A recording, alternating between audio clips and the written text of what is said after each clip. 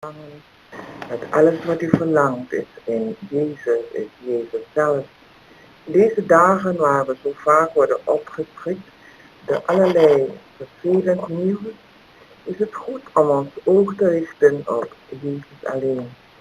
Jezus zegt tot de zijnen, wie volhardt tot het einde, wie overwint tot het einde, wie is het die behouden zal zijn.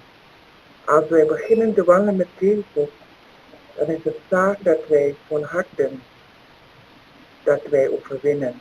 Dat is de bedoeling van God voor ieder gelovige.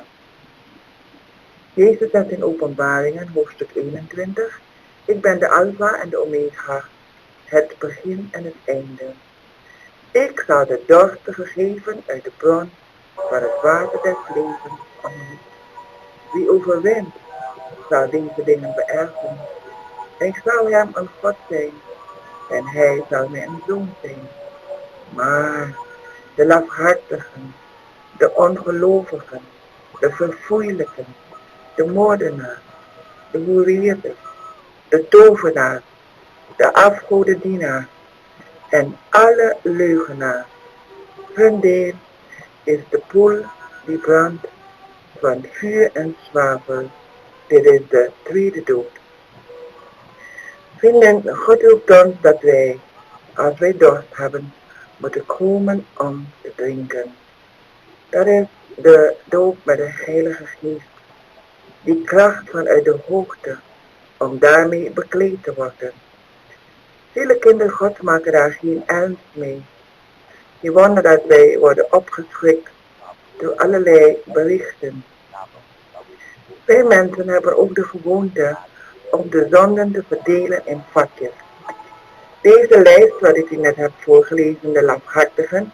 Nou, iemand die een lafaard is, nou, die vinden we, nou ja, die op de kooptoer nog, ervaren we eigenlijk zo'n beetje.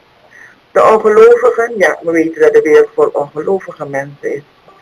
De verfoeilijken, dat zijn mensen die dingen doen waarvan je gruwelt en vreselijk vindt. En dan krijg je de moordenaars, dat zijn ook mensen die dan ook apart op een plaatje geplaatst wordt, de grote zondaars. De hoereerders, daar zijn we een beetje tolerant tegen.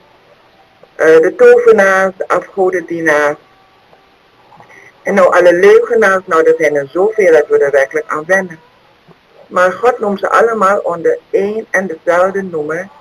Hun deel is de poel die brandt van vuur en zwavel. Dit is de tweede dood. Dus een leugenaar is gelijkgesteld met een moordenaar. En een hoereerder is gelijkgesteld met een lafhartig mens.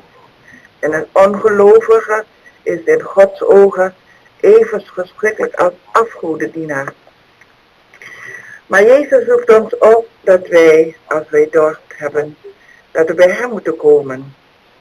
Ik zal de dorstigen geven uit de bron van water des levens om niet. Midden in deze wereld, met zoveel zonde en zoveel ellende en zoveel afval, zegt Jezus tot ons vandaag, dat wij bij die bron moeten komen om het water des levens te nemen, en dat is de geest van God. Ook vertelt hij ons hoe wij onze houding moet zijn in te midden van de dingen die we dan horen. Hier in Galaten staat de oproeper zelfs indien iemand op een overtreding betrapt wordt, helpt gij die geestelijk zijt hem terecht in een geest van zachtmoedigheid. Ziende op uzelf, gij mocht ook eens in verzoeking komen. We moeten niet vergeten, vrienden, dat de duivel rondgaat als een de leeuw. Hij zoekt wie hij kan verslinden. Je weet dat verslinden is niet even aaien over je bolletje. Verslinden wil zeggen dat hij je kapot maakt, hij blijft niets van je over. Iets dat verslonden is totaal weg. Totaal lost. Verslinden. Daar is het om te doen. Hij gaat rond deze vijand van God en mens. En Gods kinderen zijn geroepen om te wandelen met God. Te wandelen in het licht van Jezus. Een leven van gebed te leiden. Een leven van het woord van God te onderzoeken. En niet alleen te onderzoeken, maar als we het hebben onderzocht, te gehoorzamen.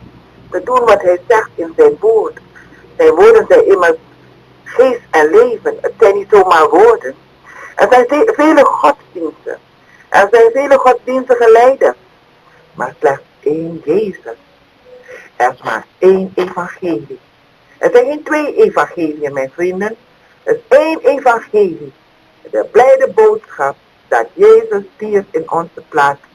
Dat hij ons een nieuwe schepping maakt, tot een nieuwe schepping maakt. En dat al het oude voorbij gaat en alles wordt nieuw. En tot die mensen wordt gezegd, wie overwint? Wie overwint? Dus gedurende de jaren en de dagen en de maanden dat we wandelen met Jezus, dan is het zaak dat wij volharden, dat wij overwinnen. Maar het is ook mogelijk om een zijweg op te gaan. En wanneer je dan leest in de krant of op de tv en de radio en je hoort dat een knecht van God gevallen is in zonde, dan is de hele boel upside down. Maar ik wil u zeggen, ieder van ons kan een zijweg opgaan. Want wij dienen God met een vrije wil. Maar onze houding, zegt God, als wij iemand zien die op een zijweg gaat, oftewel gevallen is, afgevallen is, of gezondigd heeft, dan zegt de Bijbel, indien iemand op een overtreding betrapt wordt, op hoererij, of wat voor zonde dan ook, je kunt zelf invullen. Als iemand op een overtreding betrapt wordt, moeten we in de rechterstoel gaan zitten en moeten we rechterlijke uitspraken doen. Oh nee, Jezus is rechter over de doden en de levenden. U hebt niet het recht om de mens of de knecht van God te beoordelen en te veroordelen. Wel zegt de Heer, helpt gij die geestelijk zijt. Waarom staat dat in de Bijbel? Want alleen een geestelijk mens is een mens die gegroeid is, die volwassen geworden is, die gerijpt is door het leven. En die geestelijke mensen weten wat een genade het is als wij mogen wandelen, zonder dat deze brullende leeuw ons ooit te pakken krijgt. Want zijn bedoeling is ons te verslinden, ons te vernietigen, ons te slachten, ons naar de hel te sturen. En als je geestelijk bent, dan heb je geen hard oordeel, maar in de eerste plaats ben je bedroefd over hetgeen wat je gehoord hebt. In de tweede plaats ga je in gebed voor die mens en zijn familie en iedereen die bij hem betrokken is. En als wij in de buurt waren, hadden wij als plicht deze mens in een geest van zachtmoedigheid aan te spreken. Waarom? Het woord zegt, vrienden op uzelf. Vrienden op uzelf. En laat me u zeggen, vrienden, ik denk aan David, die in overtreding was met een andermans vrouw. U kent het verhaal, blesi. En wanneer dan de profeet bij hem komt, en de profeet vertelt in een soort gelijkenis, hetgeen David gedaan heeft, zit David daar en hij oordeelt en hij zegt, die man moet sterven. En eigenlijk heeft hij de uitspraak gedaan over zijn eigen leven, want hij was die man. Met andere woorden, wanneer we andere mensen veroordelen, en daarom een kritische geest is een slechte geest. Je hebt altijd kritiek op anderen en je neemt nooit de tijd om naar jezelf te kijken. Jezus zoekt ons op om naar onszelf te kijken. Ziende op jezelf. Hij mocht ook eens in verzoeking komen. Laat het u gezegd zijn. Er is geen mens die van de wieg tot het graf leeft en nooit verzocht wordt. Satan gaat rond als een bruisende leeuw, zoekende wie hij kan verslinden. Daarom moeten we dicht bij Jezus schuilen. Daarom moeten wij de weg gaan waartoe hij ons zoekt, de smalle weg. Daarom moeten we doen wat hij zegt. Heb elkander lief, vergeef elkander, verdraag elkander. Als deze overspelige vrouw op heterdaad betrapt is, ik vraag me altijd af waar die man gebleven is. De Bijbel zegt dat de schriftgeleerden en de farizeeërs brachten een vrouw die op heterdaad betrapt was in overspel. Waar was die man toch? Een vrouw alleen kan dat toch niet klaarspelen. In elk geval, Jezus wordt daar een val, hij wordt in een val gelokt als het ware, om een uitspraak te doen die onbijbels zou zijn. En wat een wijsheid. Wat een wijsheid. Hij zei hij niks. Hij boog zich neder en schreef in het zand. En tenslotte richtte hij zich op en hij zeide, wie van u zonder zonde is, werpen de eerste steen naar haar. Vandaag wanneer mensen vragen over wat is er gebeurd met die, en die man gaat toch naar de kerk, en die vrouw gaat ook in de kerk, en die man heeft een tv-programma, enzovoort, dan wil ik u zeggen, als u zonder zonde bent, werpt u de eerste steen.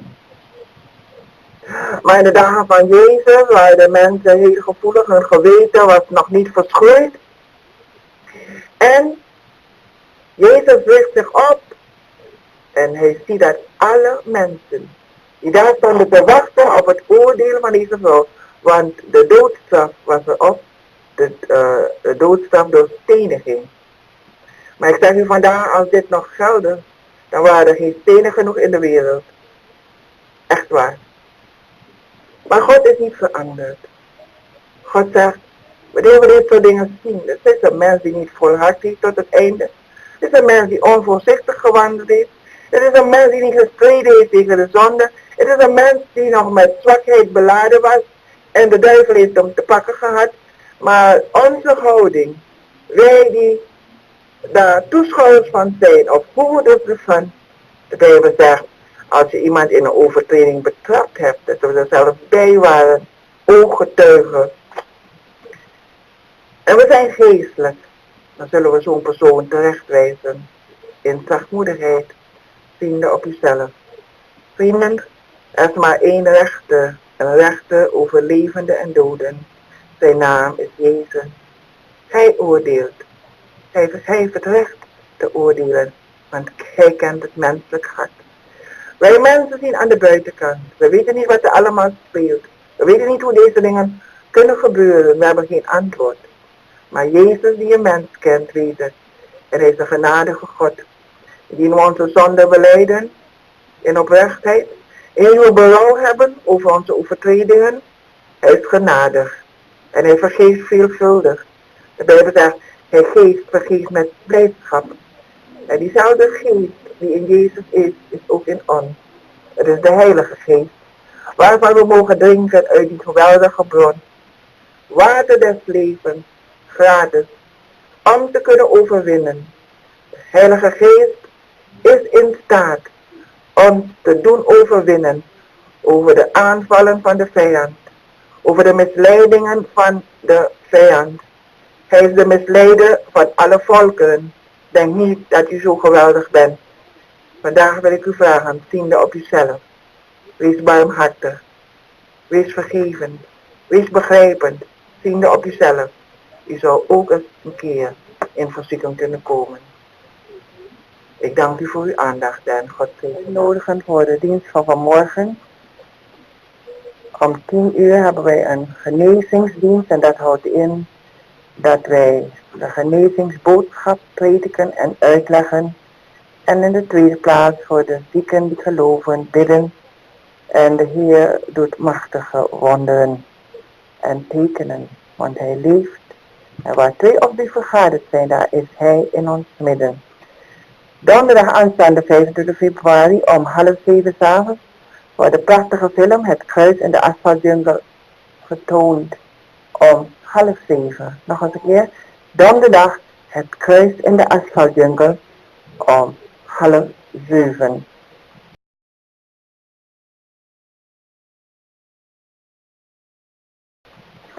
En dan willen we vandaag luisteren naar de boodschap. We leven in een bijzondere tijd. En daarna zullen we luisteren. De Heer sprak tot Mozes, en dat is in Leviticus 19. Spreekt tot de ganse vergadering der Israëlieten en zegt tot hen: heilig zult gij zijn, want ik, de Heer uw God, ben heilig. Ieder zal voor zijn moeder en zijn vader ontzag hebben. Ik ben de Heer uw God. Gij zult u niet tot de afgoden wenden en u geen gegoten beelden maken. Ik ben de Heer uw God. En wanneer gij de Heer of vredeoffer offert, zult gij het zo offeren dat gij hem welgevallig zijt. Tot zover Leviticus 19. En dan gaan we door naar de 10 geboden. De 10 geboden, toen sprak God al deze woorden. Ik ben de Heer uw God, die uit het land Egypte, uit het diensthuis geleid hebt. Gij zult geen andere goden voor mijn aangezicht hebben. Gij zult u geen gesneden beeld maken, nog enige gestalte van wat boven in de hemel, nog van wat beneden op de aarde, nog van wat in de wateren onder de aarde is.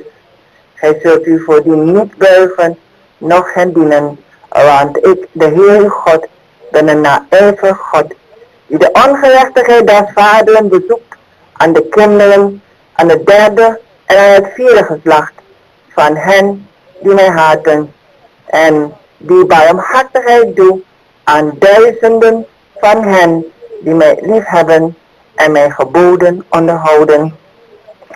En tenslotte lezen we uit Deuteronomium 28, waar we geconfronteerd worden met de zegen en de vloek. De zegen en de vloek. Zegen en vloek, Deuteronomium 28. Indien gij dan aandachtig luistert naar de stem van de Heer uw God en al zijn geboden die ik u heden opleg naastig onderhoudt, dan zal de Heer uw God u verheffen boven alle volken der aarde. De volgende zegeningen zullen allen voor u komen en uw deel worden, indien gij luistert naar de stem van de Heer uw God. Gezegend zult gij zijn in de stad, gezegend op het veld. Gezegend zal zijn de vrucht van uw schoot, de vrucht van uw bodem en de vrucht van uw vee. Lees dit maar voor uzelf, want het is een tamelijk lang hoofdstuk. Ik wil nog even 15 van Deuteronomium 28. Maar indien gij niet luistert naar de stem van de Heer uw God en niet al zijn geboden en inzettingen die ik u heden opleg naastig onderhoudt, dan zullen de volgende vervloekingen alle over u komen en u treffen. Vervloekt zult gij zijn in de stad en vervloekt op het veld. Vervloekt zullen zijn uw mand en uw bakkerdorg. Vervloekt zal zijn de vrucht van de schoot, de vrucht van uw bodem, de wolk van uw runden en de dracht van uw kleinvee. Vervloekt zult gij zijn bij uw ingang en vervloekt bij uw uitgang. Lees dan maar voor uzelf wat een vreselijke lijst van alle ziekten en alle ellende die een mens kan bedenken, zal komen over de mensen die niet naar God luisteren. Ik zeg wel vaker, God is niet veranderd. Hij is dezelfde God. En toch zien we in het Oude Testament een God die radicaal afrekent met zonde. Wanneer een man en een vrouw in overspel gevonden worden, dan moesten ze beide doodgestenigd worden. Wanneer iemand werd ontdekt die een waarzeggerij deed, moest het volk ze doodstenigen. En zo kunnen we in het Oude Testament zien dat God radicaal en direct straft wanneer een mens gezondigd heeft. In het Nieuwe Testament zien we Jezus. Jezus hangen aan een ruwhouten kruis als plaatsvervanger voor zondaars. Maar dat houdt niet in dat een mens het recht heeft God te krenken, God te beledigen, ongehoorzaam te zijn, niet luisteren naar God. God haat nog altijd de afgoderij. Hij is nooit veranderd. Hij haat deze dingen, zegt de Bijbel. Hij zegt, het is mij een gruwel. En dan zou je kunnen zeggen, ja, we leven toch in het Nieuwe Testament. Maar vrienden, vandaag wil ik u zeggen dat de Winti ballet waarvan ik las in de krant is zo verschrikkelijk. Dat wij alles onder het noem van cultuur brengen. Dat Winti zo gewoon is voor ons dat wij het zelf gaan dansen, ballet, Winti ballet. Ik heb medelijden met die kinderen die deze dans moesten uitvoeren. Want ik zeg u, en het zal blijken dat ik gelijk heb, dat ze allemaal hippies krijgen. Ze komen in contact met boze geesten. Want wie is niet van God. Wie is een vernedering voor de mens. Een mens die het enige schepsel van God, die gemaakt is om recht op te lopen met zijn hoofd opgeheven. Dat deze mens buigt op het niveau van de dierenwereld en als een slang zich beweegt. En deze mensen hebben een ellende. Iemand die afgodisch is en bezeten is, lijdt. Deze mens wordt vernederd op allerlei manieren. Is een gebondene. Dan mag je dit niet eten, mag je dat niet eten, mag je zus niet doen, mag je zo niet doen. Moet je ID-kaart dragen. Kortom, een hele waslijst. Waardoor je gebonden bent en geen vrije mensen bent.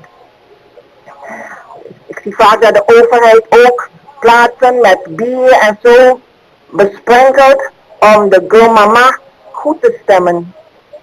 Ik denk aan al deze afgodische dansen van Maïsa en Akupu en al dit soort dingen. En weet u wat mij ontbreekt? Dat er niemand zijn mond open doet. Ik vraag me af, waar is het comité christelijke kerken? Waar zijn al die christelijke leiders? Niemand zegt er iets van, alsof het de gewoonste zaak van de wereld is. Terwijl God zegt, je haalt een vloek op je. En wij zijn geroepen om de mensen te zeggen hoe ze gezegend worden. Nou zegt u, is God dan iemand die vloekt? Is God dan zo'n God dat hij dat met de mens doet? Nee, vrienden, God doet het niet, u doet het zelf. Wanneer God zegt, als je dit doet, word je gezegend, en als je dat doet, ben je gevloekt. Dan is het toch aan ons wat we doen. Iedereen is nou ondersteboven van eet. Dan vragen we zo vaak tussen van kanten, eet, is dat van God of is dat niet van God? Ik zeg, het is van de mens. Want wie niet naar de hoeren gaat, krijgt geen eet. Wie geen homofiel is, krijgt nooit eet, bij wijze van spreken. En wilt u me zeggen dat God u naar een hoer stuurt? Heeft God gezegd dat u een homofiel moet zijn? De Bijbel zegt, het is God een gruwel. God heeft gemaakt man en vrouw. Want als de homofiel de aarde bevolkte, dan waren we al lang uitgestorven. Want er komt nooit een kind, dat weet u. En ik vraag me, waar zijn de geestelijke leiders? Vele mensen hebben kritiek dat ik vrouw ben. Een vrouw moet zwijgen. God zij geprezen dat ik niet zwijg. Want ik heb de moed om de dingen te zeggen. Vele mensen ontbreken hun de moed. Ze zijn bang dat ze zieltjes gaan verliezen. Maar wint die ballet? Ballet? Wint die? Ik zal u vandaag zeggen. Ik ben een recht geaarde Surinaamse vrouw.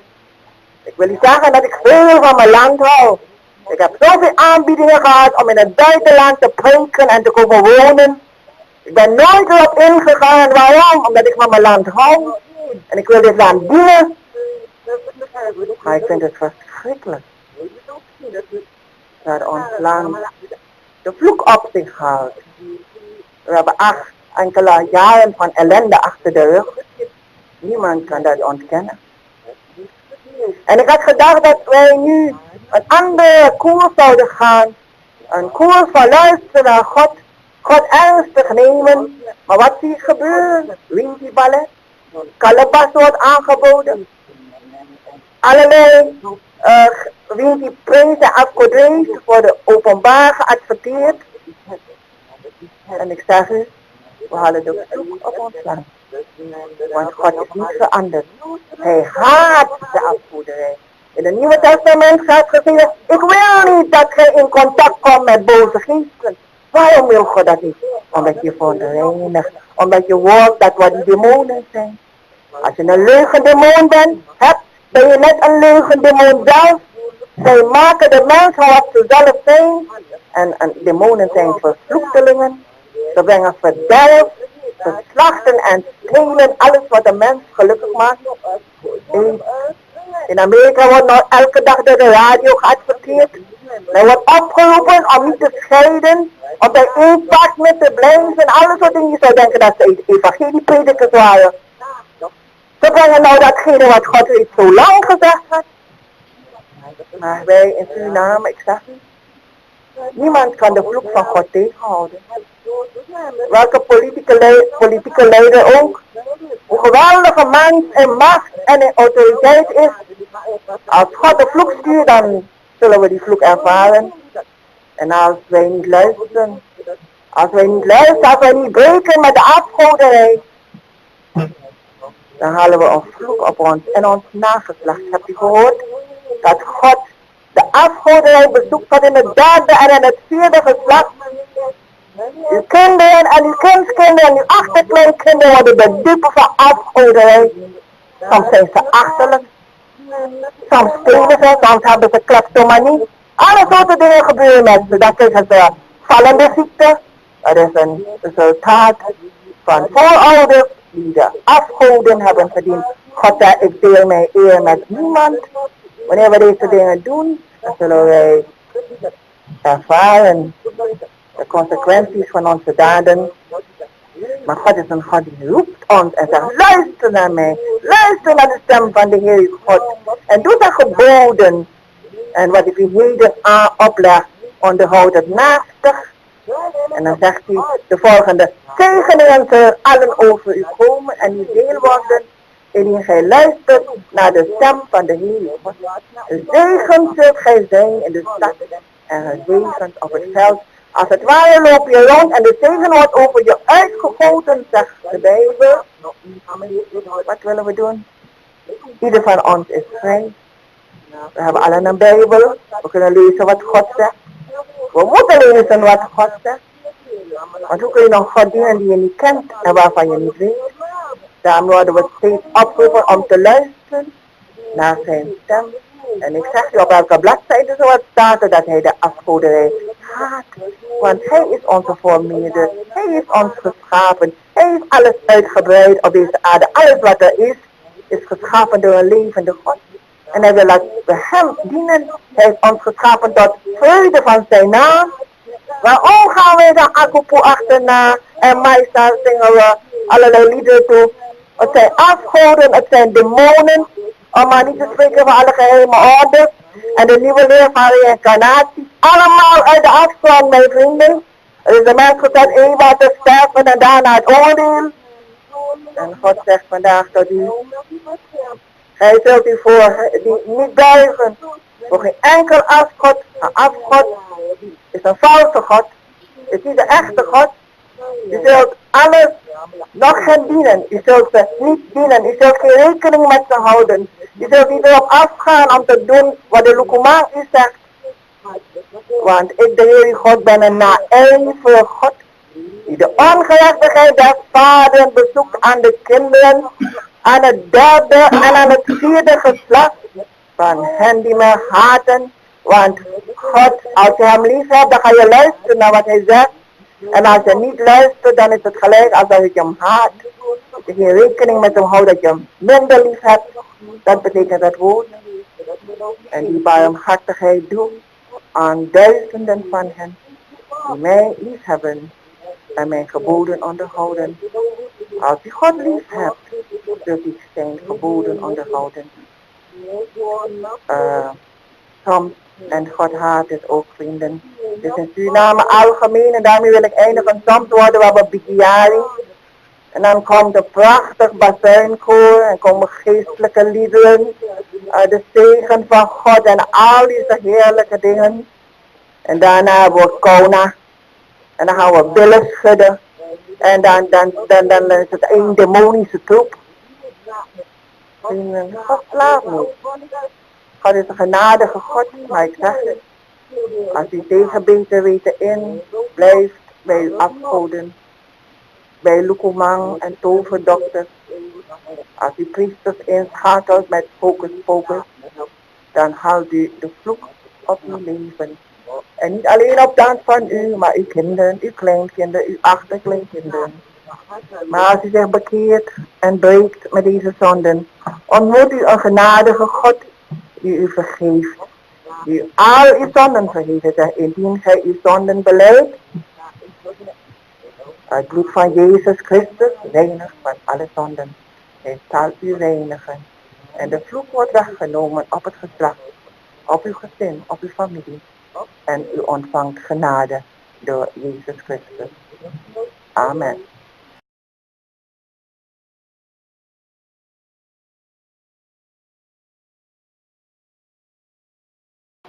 Ook hij, Abraham, vertrouwde God en kon voorbeden doen. En we lezen in Genesis 18 en het 60e vers vertelt ons over dit gebeuren. Toen vertrokken die mannen vandaar en zagen in de richting van Sodom. En Abraham ging met hen mede om hen uitgeleide te doen. En de Heere dacht, zou ik voor Abraham verbergen wat ik ga doen? Abraham immers zal voorzeker tot een groot en machtig volk worden, en met hem zullen alle volken der aarde gezegend worden. Want ik heb hem gekend, opdat hij gebieden zou, dat zijn zonen en zijn huis na hem de weg des Heeren zouden bewaren, door gerechtigheid en recht te doen. Opdat de Heer aan Abraham vervullen wat hij over hem gesproken heeft. Daarop zeide de Heer, het geroep van Sodom en Gomorra is voorwaar groot en haar zonde is voorwaar zeer zwaar. Ik wil nederdalen om te zien of zij inderdaad gedaan hebben naar het geroep dat tot mij gekomen is. Of niet, ik wil het weten. Toen wendden die mannen zich vandaar en gingen naar Sodom, maar Abraham bleef nog staan voor de Heer. En Abraham trad nader en zeide, zult gij dan de rechtvaardigen met de goddelozen verdelgen? Misschien zullen er 50 rechtvaardigen in de stad zijn. Zult gij haar dan verdelgen en de plaats geen vergiffenis schenken ter wille van de 50 rechtvaardigen die in haar zijn? Het zij verre van u, aldus te handelen, de rechtvaardige te doden met de goddelozen, zodat de rechtvaardige zou zijn gelijk de goddeloze. Verre zij het van u. Zou de rechter der ganse aarde geen recht doen? En de Heere zeide, indien ik de Sodom 50 rechtvaardigen in de stad vind, zal ik de gehele plaats vergiffenis schenken om hunnentwil. En Abraham antwoordde, ziet al, ik heb mij verstout tot de Heere te spreken, hoewel ik stof en as ben. Misschien ontbreken er aan de 50 rechtvaardigen 5. Zult gij dan om die 5 de gehele stad verwoesten? En hij zeide, ik zal haar niet verwoesten, indien ik er 45 vind. En hij sprak verder tot hem en zeide, misschien worden er daar 40 gevonden. En hij zeide, ik zal het niet doen ter wille van de 40.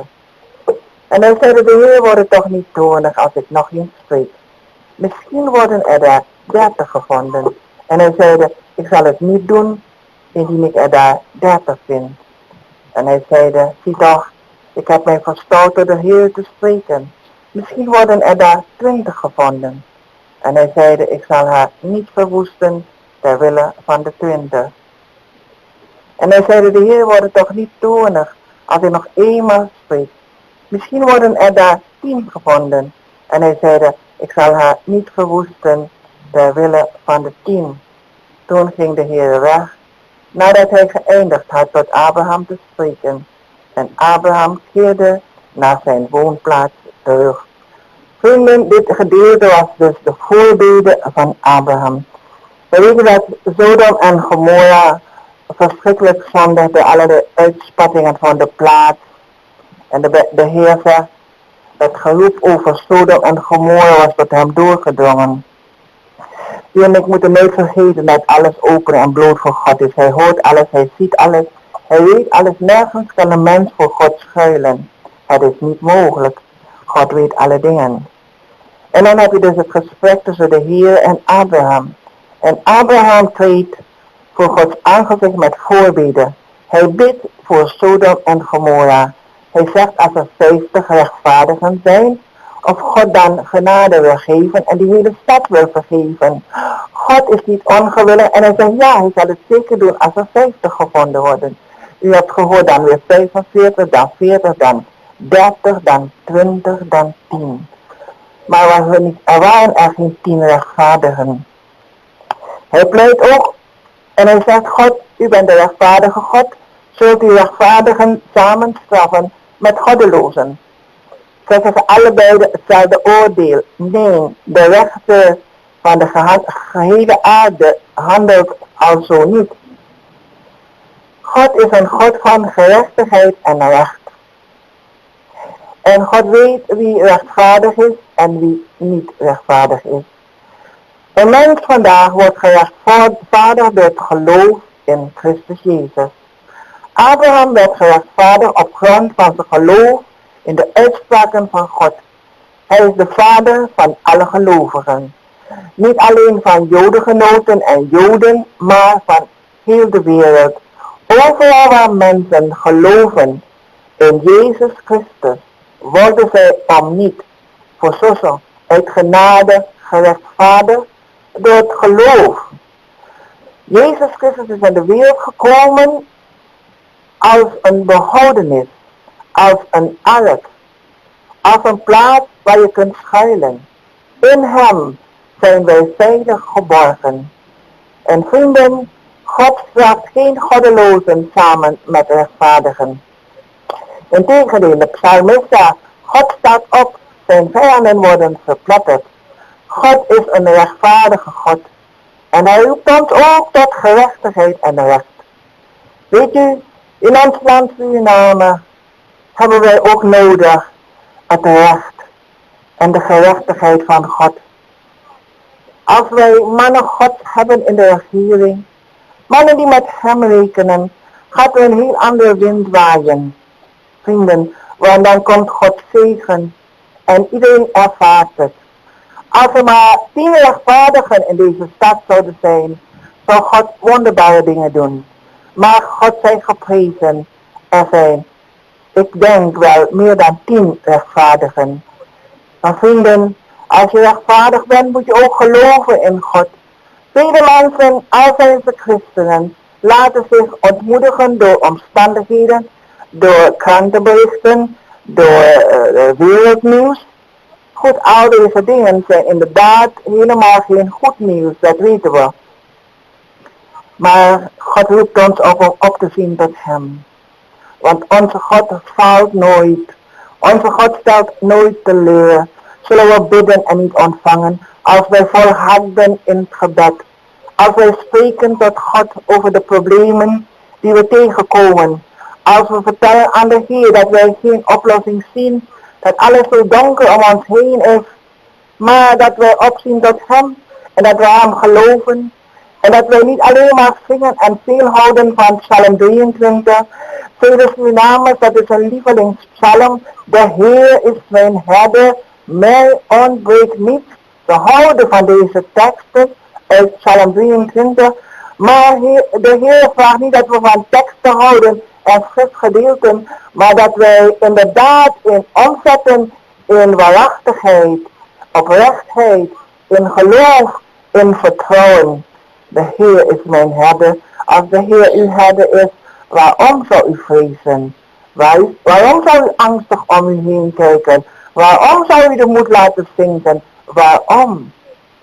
Hij zit vandaag op de troon. De omstandigheden veranderen. De wereld is aan het veranderen. Het wankelt, het is onzeker. Er zijn vaak geen oplossingen te vinden in deze wereld voor de problemen, de hongersnood, de armoede. Allerlei dingen spelen een grote rol vandaag. Maar God verandert niet.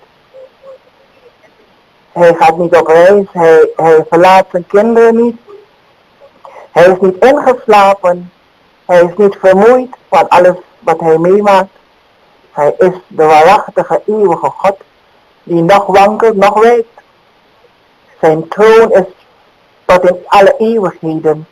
Zijn koningschap kent geen einde. De heerschappij rust op zijn schouders. Vrienden, hij is de koning van alle koningen en de Heer der heren. En hij is plaatsgenomen aan de rechterhand van de Vader. En hij is bezig in deze wereld zijn bruid gereed te maken. Dat zijn de kinderen Gods die geloven in Jezus Christus. En hij komt weder. En dan zal er gerechtigheid en recht zijn in het ganse rond der aarde. Abraham kende zijn God. Abraham wist wat hij aan God kon zeggen. Hij wist dat hij kon bidden en pleiten op Gods genade. Vrienden, Abraham is er niet meer. Maar u bent de kind van God, christen. Hoe ziet uw gemoedstoestand eruit op deze morgen? Verblijdt u zich? Paulus zegt verblijdt u. Wederom zeg ik u, verblijdt u. Dank onder alles. Het is de hoogste tijd dat Gods kinderen hun knieën buigen om voorbeden te doen. Nu niet meer voor Sodom en Gomorra, maar nu wel voor Suriname. Laat ons onze knieën buigen. Laten we voordat wij dat doen het in orde maken dat wat niet in orde is tussen ons en de Heer. En tussen ons en onze medemensen. Tussen ons en onze medebroeders. En dan gaan we aan voorbeden doen. Dan pas zijn we geschikt om onze stem te laten horen in de hoge. En we kunnen ook bidden.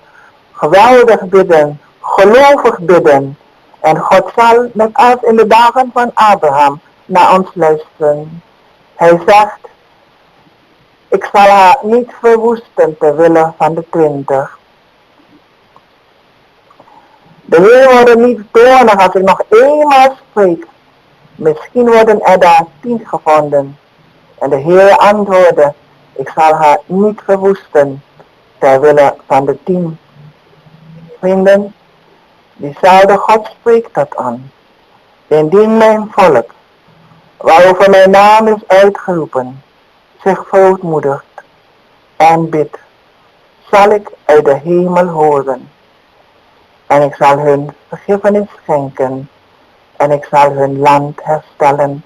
Er zijn vele beloften aangaande een land en ik kan u vele schriftplaatsen wijzen of voorlezen voor u. Hier hebben we gelezen vanmorgen de voorbeden van Abraham. God zegt, als er 10 rechtvaardigen zijn, zou hij heel de stad van Sodom en Gomorra steden vergiffenis schenken ter wille van de 10. Wat een belofte, wat een uitdaging voor u en mij. Laat ons dan het wagen met de Heer God, die nimmer faalt, noch teleurstelt. De Heer zegene op deze dag. Laat uw harten geneigd zijn, opziende tot hem die nimmer faalt, noch teleurstelt. God zegene u en dan weer tot de volgende keer. Je bent wel iets bestrijden. Onrecht kun je met onrecht niet ongedaan maken. Kwaad kun je met kwaad niet goed maken. Duisternis kun je met duisternis niet verdrijven. Alleen het licht kan dat. Haat kun je met haat niet genezen. Alleen de liefde kan dat. Geweld is gecamoufleerde onmacht. Nogmaals, geweld is gecamoufleerde onmacht. Mensen straffen elkaar in hun onmacht. Elkaar te vergeven en lief te hebben. In het evangelie van Jezus van Nazareth ligt de kracht om alle geweld uit de wereld te helpen. En nu, wat zegt de Bijbel van deze dingen? Er zijn vele teksten die ik u kan voorlezen, dat God zegt, ik haat het geweld. Hij spreekt vele malen over dit woordje, geweld. Maar laten we ons vandaag houden bij het Nieuwe Testament, Romeinen 13, wat God van u en mij vraagt, wij die geen leidende functie hebben, wij die niet behoren tot de hooggeplaatsten. Laat ons luisteren wat God ons zegt in Romeinen 13. Ieder mens moet zich onderwerpen aan de overheden die boven hem staan. Want er is geen overheid dan door God. En die er zijn door God gesteld. Wie zich dus tegen de overheid verzet, wederstaat de instelling Gods. En wie dit doen, zullen een oordeel over zich brengen. Want als iemand goed handelt, hoeft hij niet bevreesd te zijn voor de overheidspersonen. Maar wel als hij verkeerd handelt. Wilt gij zonder vrees voor de overheid zijn? Doe het goede en gij zult lof van haar ontvangen. Zij staat immers in dienst van God, u ten goede. Maar indien gij kwaad doet, wees dan bevreesd, want ze draagt het zwaard niet te vergeven. Zij staat immers in de dienst van God, als toornende weekster voor hem die kwaad bedrijft. Daarom is het nodig zich te onderwerpen, niet slechts om de toren, maar ook om des gewetens wil. Daarom brengt gij toch ook belastingen op, want zij zijn dienaren God, die juist op dit punt voortdurend hebben. Betaalt aan allen het verschuldigde, belasting aan wie belasting, tol aan wie tol, ontzag aan wie ontzag, eerbetoon aan wie eer toekomt. Dat las ik voor u uit Romeinen 13 vanaf het eerste vers. Verder lezen wij ook nog in Titus, een brief van Paulus aan Titus, hoofdstuk 3. En daar staat geschreven, herinner hen eraan dat ze zich aan de overheid en gezag onderwerpen, gehoorzaam tot alle goed werk bereid zijn, geen lastertaal uiten, niet twisten, vriendelijk zijn en alle zachtmoedigheid bewijzen aan alle mensen. En dan tenslotte lees ik voor u uit Petrus, waar we ook in hoofdstuk 2 iets over hetzelfde onderwerp vinden. Petrus, hoofdstuk 2. En dan de 13e vers. Onderwerp u aan alle menselijke instellingen, om des Heeren wil. Het zij aan de keizer als opperheer, het zij aan stadhouders, als door hem gezonden tot bestraffing van boosdoeners. Daar moet er aan gewerkt worden, bestraffing van boosdoeners. Maar tot lof van wie goed doen. Want zo is het de wil van God, dat gij door goed te doen de mond snoert aan de onwetendheid van de onverstandige mensen, als vrijen en niet als mannen die de vrijheid misbruiken tot dekmantel voor hun kwaadwilligheid, maar als dienaren God. Eert allen, hebt de broederschap lief, vrees God, eert de keizer. Ons land is ziek en er zijn vele ziekten te bespeuren. Maar een hele ernstige ziekte is dat er geen gezag en ontzag meer is. Brutaalweg worden gezagsmensen over gesproken, bedreigd en weet ik wat al meer. Dit is een kwalijke zaak. Dat is een teken dat we ver van God afgeweken zijn. Want de Bijbel zegt, eert de gezagdragers, gehoorzaamste, heb eerbied voor hen. Want daar is geen gezag of het is door God geplaatst. En als we het gezag verwerpen, verwerpen we God. Maar de Bijbel zegt, we zullen straf daarvoor krijgen. De Heere God gaat het niet nemen. Want wij moeten alleen maar buigen voor zijn woord. Onderwerp u in alle menselijke instellingen, omdat Heeren wil, omdat God het wil. Daarom is een echte christen iemand die altijd respect heeft voor de hooggeplaatsten, de gezagdragers, omdat God het zegt. We komen hier met onze eigen mening, maar we komen met wat de Heer ons heeft opgedragen. Er staat ook geschreven, de gezagdragers dragen het zwaard niet te vergeefs. Zij moeten leren ingrijpen waar nodig is. Een dialogen zijn niet genoeg. De Bijbel spreekt niet over een dialoog.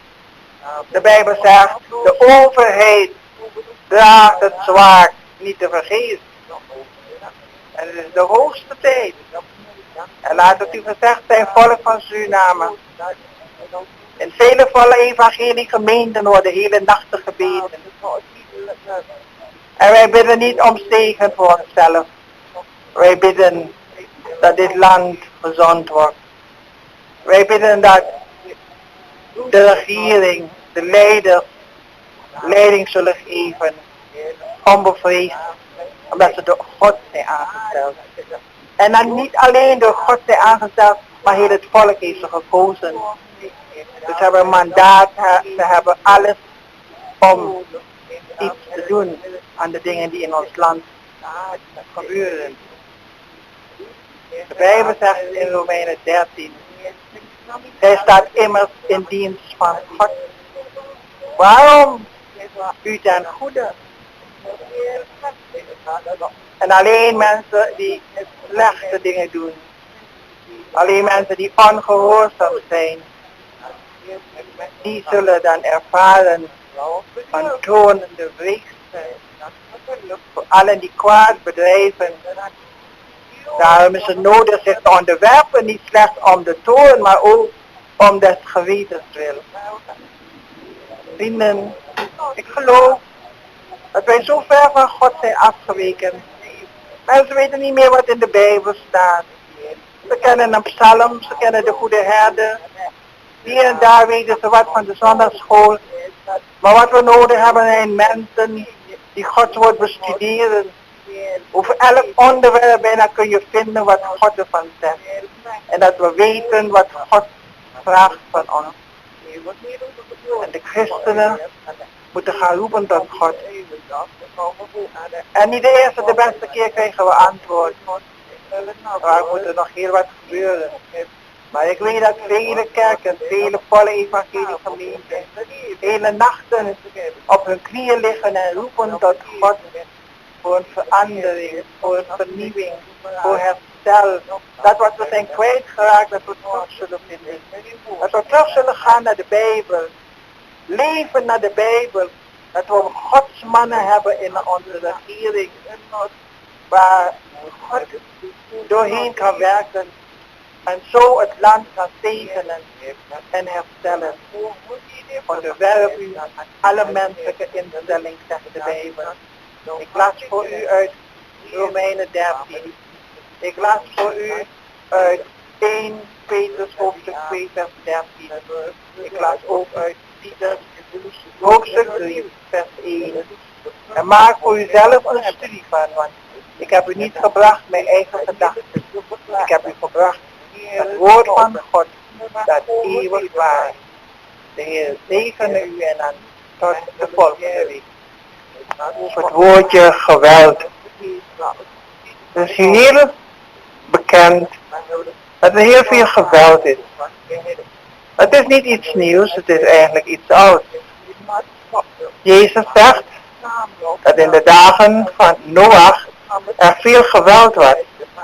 En daarom heeft het God berouwd dat hij de mens gemaakt heeft. Want geweld is een karaktereigenschap van onze vijand, de duivel. Geen enkele omstandigheid rechtvaardigt een bloedbad. In het doden van onschuldige mensen wordt zoveel onschuld gedood, dat geen mens ter wereld dit verantwoorden kan. Hoe kunnen mensen in naam van de vrede met een gerust gemoed aanvaarden dat duizenden onbekende naamloze mensen vermoord worden? Ze staan niet oog in oog met de doodstrijd van ieder van hen. Ze maken zich geen voorstelling van de pijn en de diepe verlatenheid waarin verscheurd en gemarteld mens sterft. Het is opvallend dat zij die geweld onvermijdelijk vinden meestal op veilige afstand blijven en het geweld nooit tegen zichzelf gekeerd zien. Geweld heeft nooit vrede gebracht, tenzij de vrede van het kerkhof. Geweld kun je met geweld niet bestrijden. Onrecht kun je met onrecht niet ongedaan maken. Kwaad kun je met kwaad niet goed maken. Duisternis kun je met duisternis niet verdrijven. Alleen het licht kan dat. Haat kun je met haat niet genezen. Alleen de liefde kan dat. Geweld is gecamoufleerde onmacht. Nogmaals, geweld is gecamoufleerde onmacht. Mensen straffen elkaar in hun onmacht.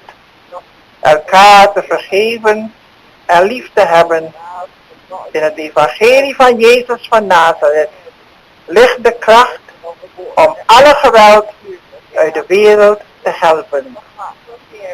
En nu, wat zegt de Bijbel van deze dingen? Er zijn vele teksten die ik u kan voorlezen, dat God zegt, ik haat het geweld. Hij spreekt vele malen over dit woordje geweld. Maar laten we ons vandaag houden bij het Nieuwe Testament, Romeinen 13, wat God van u en mij vraagt. Wij die geen leidende functie hebben, wij die niet behoren tot de hooggeplaatsten, laat ons luisteren wat God ons zegt in Romeinen 13. Iedere mens moet zich onderwerpen aan de overheden die boven hem staan, want er is geen overheid dan door God, en die er zijn door God gesteld. Wie zich dus tegen de overheid verzet, wederstaat de instelling Gods. En wie dit doen, zullen een oordeel over zich brengen. Want als iemand goed handelt, hoeft hij niet bevreesd te zijn voor de overheidspersonen, maar wel als hij verkeerd handelt. Wilt gij zonder vrees voor de overheid zijn?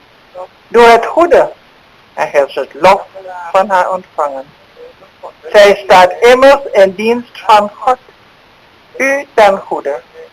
Maar indien gij kwaad doet, wees dan bevreesd, want ze draagt het zwaard niet te vergeven. Zij staat immers in de dienst van God, als toornende weekster voor hem die kwaad bedrijft. Daarom is het nodig zich te onderwerpen, niet slechts om de toorn, maar ook om des gewetens wil.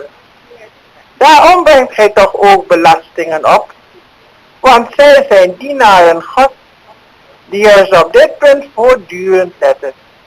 Betaalt aan allen het verschuldigde, belasting aan wie belasting, tol aan wie tol, ontzag aan wie ontzag, eerbetoon aan wie eer toekomt. Dat las ik voor u uit Romeinen 13 vanaf het eerste vers. Verder lezen wij ook nog in Titus, een brief van Paulus aan Titus, hoofdstuk 3. En daar staat geschreven, herinner hen eraan dat ze zich aan de overheid en gezag onderwerpen, gehoorzaam tot alle goed werk bereid zijn, geen lastertaal uiten, niet twisten, vriendelijk zijn en alle zachtmoedigheid bewijzen aan alle mensen. En dan tenslotte lees ik voor u uit Petrus, waar we ook in hoofdstuk 2 iets over hetzelfde onderwerp vinden. Petrus, hoofdstuk 2. En dan de 13e vers. Onderwerp u aan alle menselijke instellingen, om des Heeren wil. Het zij aan de keizer als opperheer, het zij aan stadhouders, als door hem gezonden tot bestraffing van boosdoeners. Daar moet er aangewerkt worden, bestraffing van boosdoeners. Maar tot lof van wie goed doen. Want zo is het de wil van God, dat gij door goed te doen de mond snoert aan de onwetendheid van de onverstandige mensen, als vrijen en niet als mannen die de vrijheid misbruiken tot dekmantel voor hun kwaadwilligheid, maar als dienaren Gods. Eert allen, hebt de broederschap lief, vrees God, eert de keizer. Ons land is ziek en er zijn vele ziekten te bespeuren.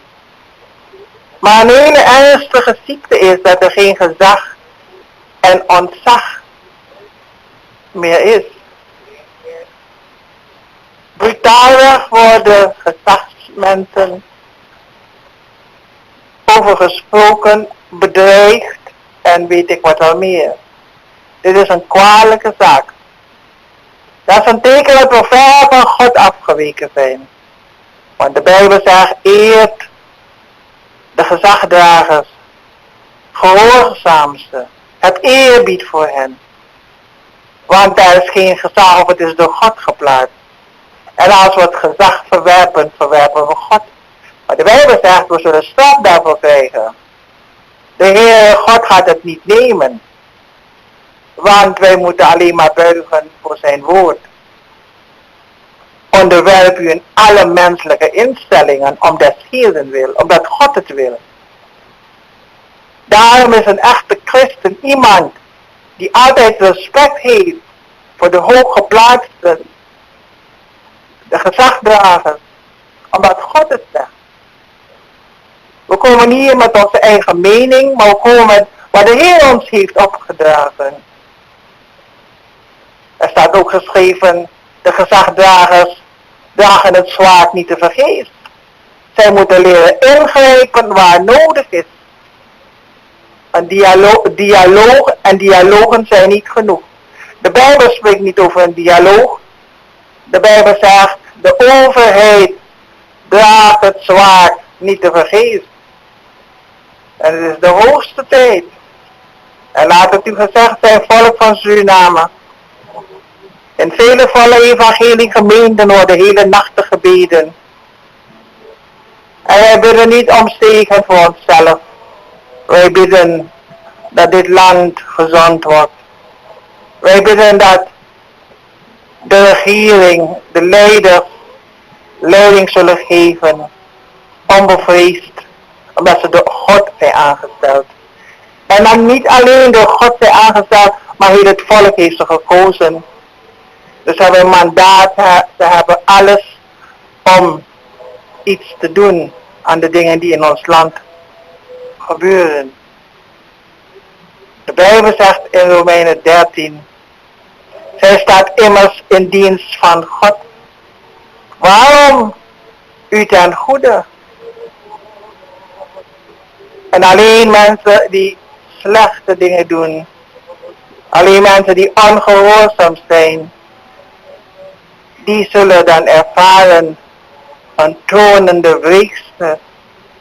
Voor allen die kwaad bedrijven. Daarom is het nodig zich te onderwerpen, niet slechts om de toorn, maar ook om des gewetens wil. Vrienden, ik geloof dat wij zo ver van God zijn afgeweken. Mensen weten niet meer wat in de Bijbel staat. Ze kennen een psalm, ze kennen de goede herder. Hier en daar weten ze wat van de zondagsschool. Maar wat we nodig hebben zijn mensen die Gods woord bestuderen. Over elk onderwerp bijna kun je vinden wat God ervan zegt. En dat we weten wat God vraagt van ons. En de christenen moeten gaan roepen tot God. En niet de eerste de beste keer krijgen we antwoord. Er moet er nog heel wat gebeuren. Maar ik weet dat vele kerken, vele volle evangeliegemeenten, hele nachten op hun knieën liggen en roepen tot God voor een verandering, voor een vernieuwing, voor herstel. Dat wat we zijn kwijtgeraakt, dat we terug zullen vinden. Dat we terug zullen gaan naar de Bijbel. Leven naar de Bijbel. Dat we Gods mannen hebben in onze regering. Waar God doorheen kan werken. En zo het land kan zegenen en herstellen. Onderwerp u aan alle menselijke instelling, zegt de Bijbel. Ik las voor u uit Romeinen 13. Ik las voor u uit 1 Petrus hoofdstuk 2 vers 13. Ik las ook uit Titus hoofdstuk 3 vers 1. En maak voor uzelf een studie van, want ik heb u niet gebracht mijn eigen gedachten. Ik heb u gebracht het woord van God dat eeuwig waar is. De Heer zegene u en dan tot de volgende week.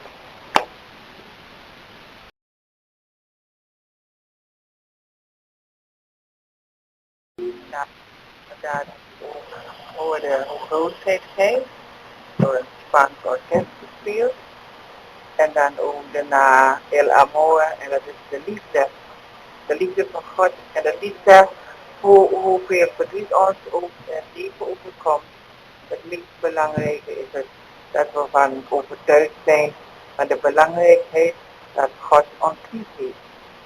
En daarom lees ik ook vandaag voor u uit 1 Johannes hoofdstuk 3. Johannes was de liefde-apostel en hij heeft ook veel geschreven over dit onderwerp. Ziet welk een liefde ons de Vader heeft gegeven, dat wij kinderen Gods genoemd worden. En we zijn het ook. Daarom kent de wereld ons niet, omdat ze hem niet kent.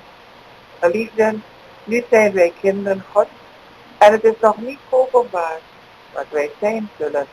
Maar wij weten dat als hij zal geopenbaard zijn, wij hem gelijk zullen weten. Want wij zullen hem zien gelijk hij is. En aan ieder die deze hoop op hem heeft, reinigt zich, gelijk hij rein is. Ieder die de zonde doet, doet ook de wetteloosheid. En de zonde is wetteloosheid. En hij weet dat hij geopenbaard is, opdat hij de zonden zou wegnemen. En in hem, in Jezus, is geen zonde. En ieder die in hem, in Jezus blijft, zondigt niet. En ieder die zondigt, heeft hem niet gezien en heeft hem niet gekend. Kinderkens, laat niemand u misleiden. Wie de rechtvaardigheid doet, is rechtvaardig, gelijk hij rechtvaardig is. En wie de zonde doet, is uit de duivel, want de duivel zondigt van de begin. Hiertoe de Zoon van God openbaart, opdat hij de werken des duivels verbreken zou. Ik las voor u de eerste brief van Johannes, hoofdstuk 3. Het is een geweldig ding om stil te blijven staan bij het feit dat God, die de hemel en de aarde en alles wat is geschapen heeft, door het woord Jezus Christus, en dat hij alles in stand houdt. Er is orde, er is regelmaat, en hij zit op de troon. En die geweldige grote God, die kijkt neer op kleine mensenkinderen en zegt, ik heb je lief met een eeuwige liefde. Er zijn zoveel van deze teksten. Ik denk bijvoorbeeld aan dat al zo lief heeft God de wereld gehad. Eigenlijk alle mensen, ieder mens. Al zo lief heeft God de wereld gehad. Opdat wie in hem gelooft niet verloren zou gaan, maar het eeuwige leven zou hebben. 1 Korinthe 13 vertelt ons hoe die liefde eruit ziet. Je moet het maar elke dag lezen, 1 Korinthe 13. En dan zegt het maar, het belangrijke daarvan is de liefde. Hoop, geloof en liefde, maar het belangrijkste is de liefde. Als we eenmaal bij de Heer zijn, zal hoop voorbij zijn. Maar de liefde niet. De liefde blijft tot in eeuwigheid, omdat God zelf liefde is. Zijn wezen is liefde. En zijn kinderen, zij die in hem geloven, worden opgeroepen om lief te hebben zoals hij lief gehad heeft. Dat is een grote opgave. Dat wij elkaar zouden lief hebben zoals Christus ons heeft lief gehad. En hij heeft ons onvoorwaardelijk lief gehad. Waar die mens ook deed, ik denk aan Petrus. Zie maar hoe Petrus zei, ik ken die mens niet. En hij begon te vloeken. Nochtans weten wij dat Petrus werd opgenomen in de scharen van de discipelen. Omdat God liefde is. Ja, de hele mensheid, de hele wereld, die in zonde gedompeld is en in overtredingen, heeft hij lief gehad. Heeft hij verzoend voor de grondlegging der wereld, doordat Jezus Christus kwam om in onze plaats de straf te ondergaan, verbrijzeld te worden, opdat wij vrede zouden bekomen. Het is niet zomaar dat je zegt, ik ben een christen. Ik hoop zo dat deze dagen, en God is bezig met zijn gemeente, hij is bezig met de hele wereld. Ja, hij is altijd bezig geweest, maar er zijn bepaalde tijden Dat je kunt zien dat God bijzonder aandacht schenkt aan mensen, kinderen, om hen wakker te schudden, om hun blinde ogen te openen, opdat zij tot geloof zouden komen en tot bekering. De tegenstander, de vijand, Satan, de moordenaar van de beginner, de grote leugenaar, de vader van alle leugens, die staat alles wat God aan ons zegt tegen. Hij verblindt je, hij versluiert je, hij maakt dat je twijfelt aan Gods woorden. Maar hij is een leugenaar en een overwonnen vijand.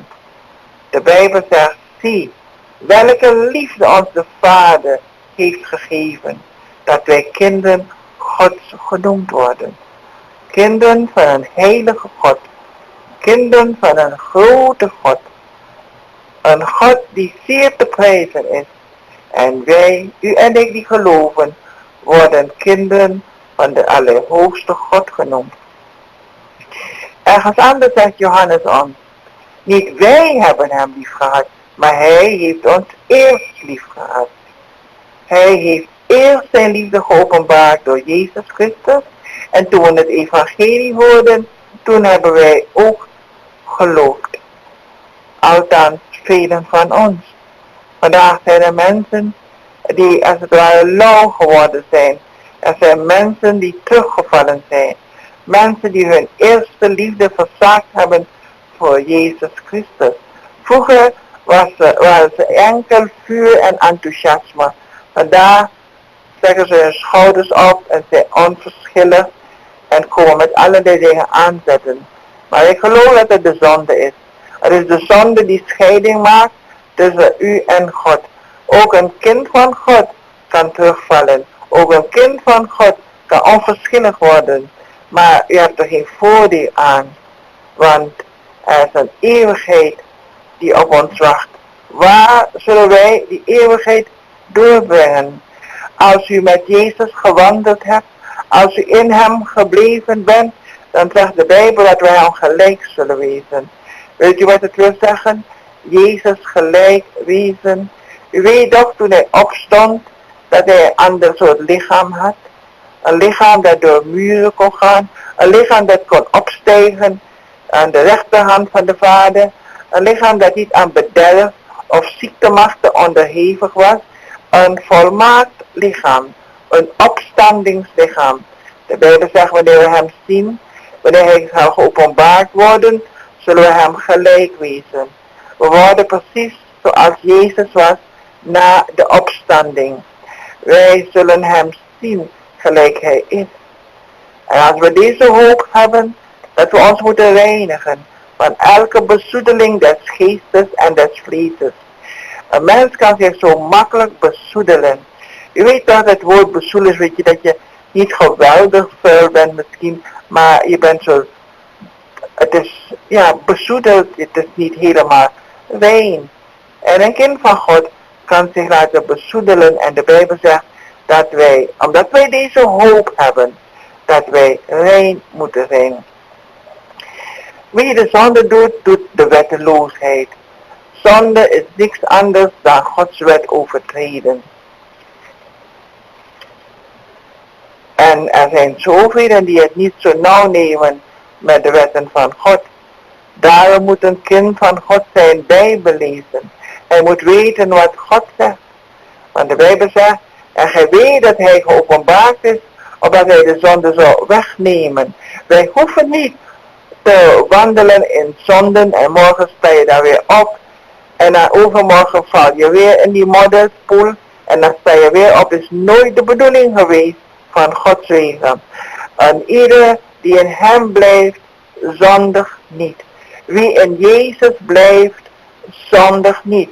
In Jezus blijven wil zeggen dat wij zijn woord in ons hart bewaren en dat woord gehoorzamen. Dat is blijven in Jezus. Wie in hem blijft, zondigt niet. Maar als we zondigen, hebben we hem niet gezien. Hebben we hem niet gekend.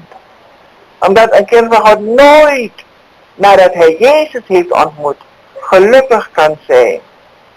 Vreugdevol kan zijn. als je hem bent kwijtgeraakt.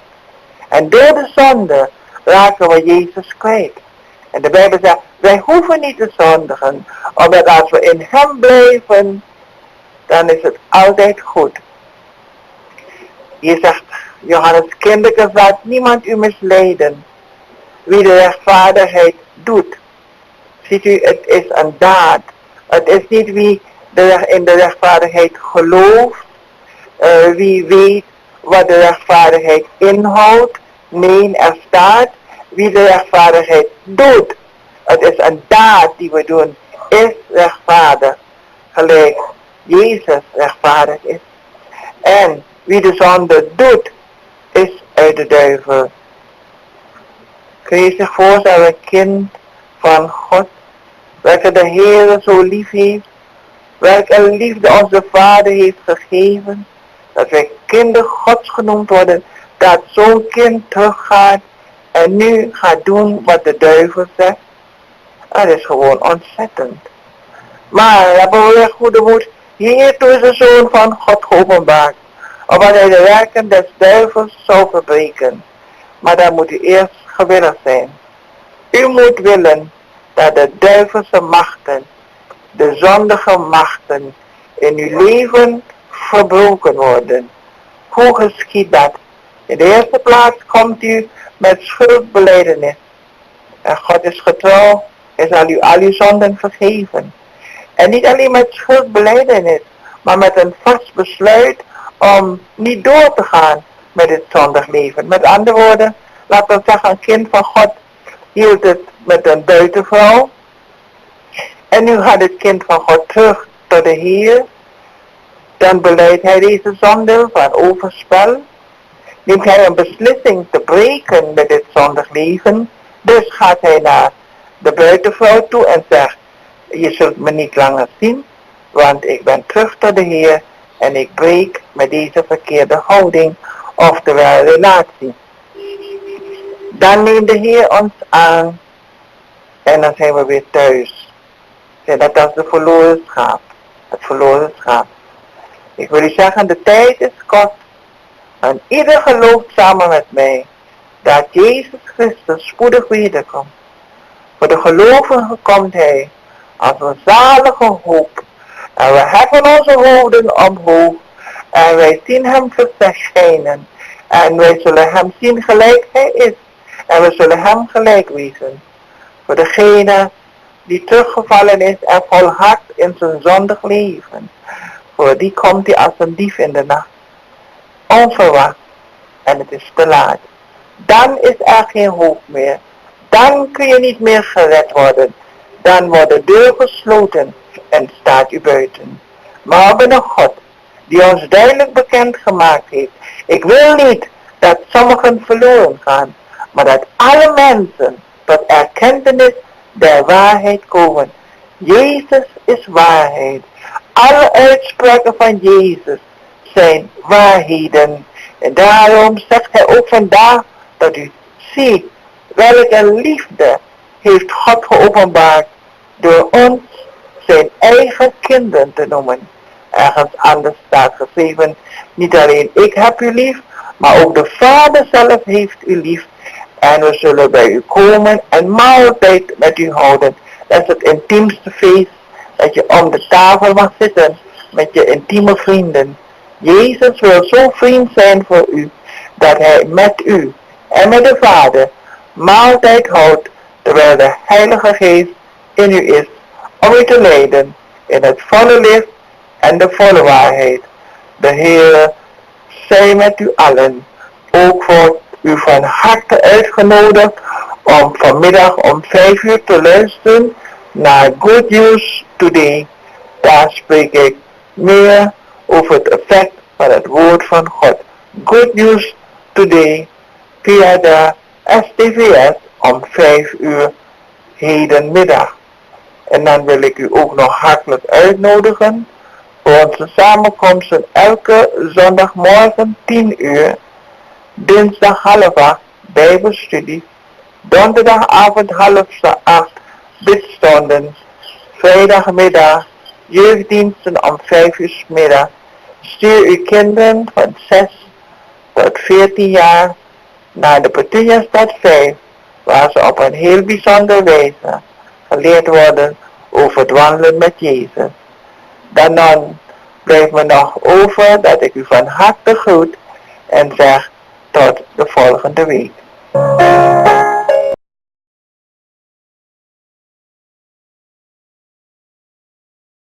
De God van Abraham, de God van Isaac en Jacob. Ook die God is onze God. En vele mensen en kerken hebben jarenlang rondom de Tweede Wereldoorlog verkondigd dat God klaar is met Israël. En ik vraag me af hoe ze eraan komen. Want enkele versen uit Romeinen 11, u kunt dus verder voor uzelf lezen. Maar ik vraag dan, God heeft zijn volk toch niet verstoten, is een vraagteken. Volstrekt niet. En Paulus zei, ik ben zelf een Israëliet. Uit het nageslacht van Abraham. Van de stam Benjamin. God heeft zijn volk niet verstoten dat hij tevoren gekend heeft. Of weet gij niet wat het schriftwoord zegt? In de geschiedenis van Elia, als hij Israël bij God aanklaagt. Heere, uw profeten hebben zij gedood, uw altaren hebben ze omvergehaald. Ik ben alleen overgebleven. En mij staan zij naar het leven. Maar wat zegt de Godspraak tot hem? Ik heb mij 7000 man doen overblijven, die hun knie voor Baal niet hebben gebogen. Wel, tot zover dan uit Romeinen 11, maar het hele hoofdstuk gaat over de Joden en hoe de heidenen de kans hebben gekregen door de ongehoorzaamheid der Joden. Maar ook Ezekiel heeft een ervaring op dit gebied. En dat vinden we in Ezekiel 37. En Ezekiel zegt hier van de hand des Heeren kwam op mij. En de Heer voerde mij in de geest naar buiten en zette me neer in een dal. Dat was vol beenderen. Hij deed mij daar aan alle kanten omheen lopen en zie, ze lagen in grote menigte door het dal verspreid. En zie, ze waren zeer dor. En hij zeide tot mij, mensenkind, kunnen deze beenderen herleven? En ik zei, de Heer, gij weet het, dat ik de Heer ben. Ik nu profeteerde zoals mij bevolen was en zodra ik profeteerde ontstond er een geruis en zie een beweging en de beenderen voegden zich aaneen zoals ze bij elkaar behoorden. Ik zag toe en zie, er kwamen spieren op en vlees en er trok een huid overheen, maar geest was er nog niet in hen. Daarop zeide hij tot mij, profeteer tot de geest. Profeteer mensenkind en zeg tot de geest, zo zegt de Heere, kom van de 4 windstreken, o geest, en blaas in deze gedoden, zodat zij herleven. Toen profeteerde ik, zoals hij mij bevolen had, en de geest kwam in hen, en zij herleefden, en gingen op hun voeten staan, een geweldig groot leven. Voort zeide hij tot mijn mensenkind, deze beenderen zijn het gehele huis Israëls. Zie, zij zeggen, onze beenderen zijn verdord, en onze hoop is vervlogen. Het is met ons gedaan. Daarom profeteer en zeg tot hen, zo zegt de Heere. Zie, ik open uw graven en zal u uit uw graven doen opkomen, o mijn volk, en u brengen naar het land Israëls. En gij zult weten dat ik de Heer ben, wanneer ik uw graven open en u uit uw graven doe omkomen, o mijn volk. Ik zal mijn geest in u geven, zodat gij herleeft, en ik zal u doen wonen in uw land. En gij zult weten dat ik de Heer het gesproken en gedaan heb, luidt het woord van God. God heeft een verbond gesloten met Abraham. God heeft beloften gedaan aan Abraham. Zie, ik zal u het land geven, het land Kanaan, voor u en uw nageslacht. Het is een eeuwig verbond. God heeft zich Jeruzalem verkoren. Hij zegt, Jeruzalem, wachters heb ik op uw muur gezet, die dag en nacht zullen waken over u. Jeruzalem is mijn stad. God spreekt veel over Jeruzalem. Jeruzalem is namelijk de plaats waar Jezus eenmaal zijn intrek zal nemen als koning van alle koningen en heer der heerscharen. Deze profetie van Ezekiel lijkt zo onwerkelijk. Hij ziet een dal vol dorre doodsbeenderen en wie van ons gaat naar een begraafplaats en denkt dat dat allemaal weer gaat herleven en rondlopen en Gods geest zal hebben. Het klinkt niet geloofwaardig. Maar God heeft het gesproken. En wanneer hij spreekt is het altijd geloofwaardig. Hij heeft Israël niet verworpen. Laten wij nooit vergeten dat de Bijbel geschreven is door Israëlieten. Laten we nimmer vergeten dat onze Jezus, onze Heer en Heiland, een Israëliet was. Laten we niet vergeten dat het evangelie gepredikt werd door de Israëlieten. En zij zijn naar de heidenvolken getrokken om ons te vertellen dat wij verzoend zijn met God door Christus Jezus. En zo is elke niet-Jood verplicht dankbaar te zijn. En zijn dankbaarheid te uiten door te bidden voor Jeruzalem. Te bidden voor de Israëlieten. Omdat wij zijn ingeënt, zoals de Bijbel het zegt in Romeinen 11. Toen zij ongehoorzaam waren, toen kregen wij een kans. En de tijd der heidenen, de tijd der genade, is aangebroken.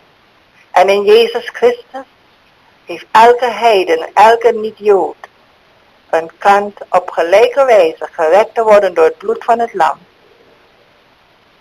Maar wat we zien dat jaren geleden, ik herinner me tijdens de Tweede Wereldoorlog en zeker voordien nog, dat de christenen niet zo mooi spraken over de Joden. En zij geloofden gewoon dat God klaar was met Israël en dat er voorgoed een eind was gekomen aan zijn genade voor dit volk. Maar in Romeinen 11 lezen we heel andere dingen. En als u daar moeite mee hebt, ga maar de Bijbel opslaan. En Romeinen 11 vertelt u een heleboel van wat God zegt.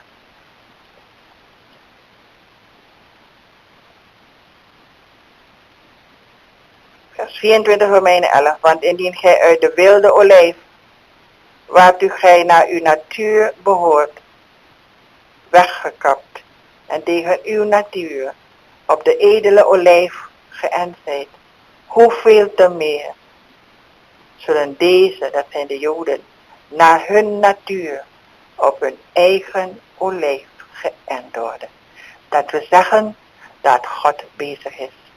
Trouwens, Jezus heeft gezegd dat wij naar Israël moeten kijken, naar de olijfboom.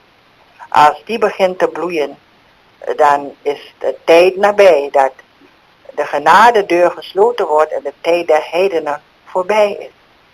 Israël is een teken van de wederkomst van God, van Jezus Christus.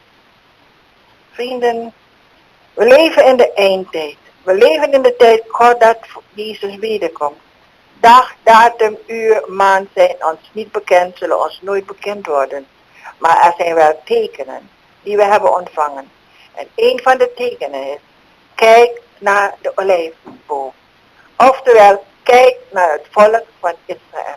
Het is een klein volkje. Maar elke dag kun je over ze lezen in het nieuws. Het is zo actueel. Waarom? Ik mocht ook het voorrecht hebben om eens naar Israël te gaan. Het was gewoon geweldig. En vooral toen ik een niet-Jood hoorde vertellen over Jezus en het graf en de opstanding en al die Bijbelse verhalen. En ik vroeg me af, gelooft hij dat werkelijk? En toen ik hem vroeg, toen zei hij ja, zo is het. God heeft de Joden Israël het land beloofd. En daarom kunnen we doen wat we willen, we kunnen vechten hoe we willen. Het land is van hun. Dat kwam uit de mond van een niet-Jood. Hij was onze gids. Vrienden, laat ons opzien in deze donkere dagen. Laat ons teruggaan naar de Bijbel. God heeft het niet voor ons verborgen. Het staat allemaal heel duidelijk. Dit is de tijd dat Jezus gaat komen. En iedereen voor zichzelf moet weten een veilige plek te hebben. U zegt waar, bij wie? Jezus Christus. Hij is de ark van God. Daar vindt elke gelovige een schuilplaats, rust voor zijn ziel en hoop voor de toekomst. De Heere zegene u allen.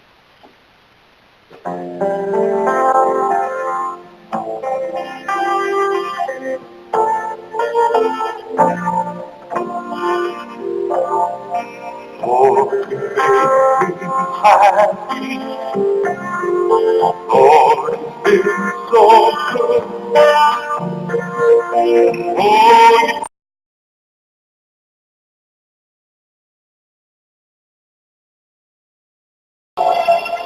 Als wij de Bijbel openslaan vandaag, wil ik u uitnodigen op 25 februari om 6:30 zullen wij nogmaals de film vertonen Het kruis in de asfaltjungel. Deze film is een waar echt verhaal en er gaat ontzettend veel zegen vanuit. In deze tijd van roken van marijuana en verslaving, onderwereld, misdaad, is het goed om deze film te zien. Dat is eigenlijk wat God kan doen in het leven van een mens. Deze film wordt dus nogmaals vertoond op 25 februari om 6:30. De film heet Het kruis in de asfaltjungel. En het is nog altijd, ons gemeentegebouw is nog altijd gelegen aan de Petuniastraat 5, de Zorg en Hoop. Ik wil met lezen uit Matthäus en wel hoofdstuk 15 en te beginnen bij het 10e vers. Matthäus 15 vanaf het 10e vers. En toen Jezus de schare tot zich geroepen had, zeide hij tot hen: hoort en verstaat. Niet wat de mond binnengaat maakt de mens onrein, maar wat de mond uitkomt, dat maakt de mens onrein. Toen kwamen zijn discipelen en zeiden tot hem: weet gij dat de Farizeeërs, toen zij dit woord hoorden, er aanstoot aan namen? Hij antwoordde hen en zeide: elke plant die mijn hemelse Vader niet geplant heeft, zal uitgeroeid worden. Laat hen gaan, blinden zijn zij, die blinden leiden. Indien een blinde leidt, zullen ze beiden in een put vallen.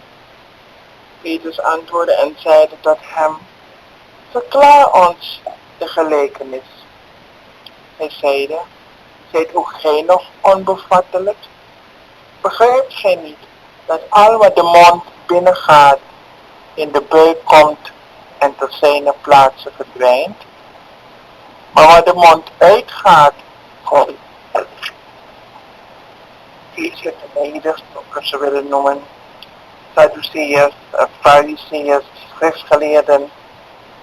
En ze keken nauwkeurig naar alles wat Jezus deed en met alles wat Jezus zei.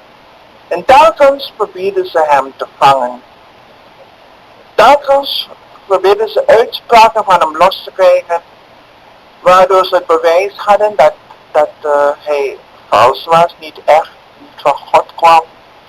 En al dit soort dingen. Het is vreemd dat geestelijke leiders dit deden met Jezus. Jezus werd niet moede om uitleg te geven, om gelijkenissen te vertellen, om in herhaling te treden. Zo dikwijls heeft hij zijn volgelingen apart geroepen en ze uitleg gegeven. Ze begrepen er ook niets van. Hier zegt Jezus: hoort en verstaat. Er is één ding om te horen, maar er is heel wat anders om te verstaan, om te begrijpen, om inzicht te hebben over hetgeen Jezus gezegd heeft. Daarom als een mens de Bijbel leest, het woord van God, kun je niet verstaan met zomaar achter elkaar lezen zoals je een ander boek, een willekeurig boek zou lezen. Het woord van God kun je alleen maar lezen als je verlicht bent door de Heilige Geest Oftewel dat je de Heilige Geest bidt om uitleg, om inzicht, om verlichting.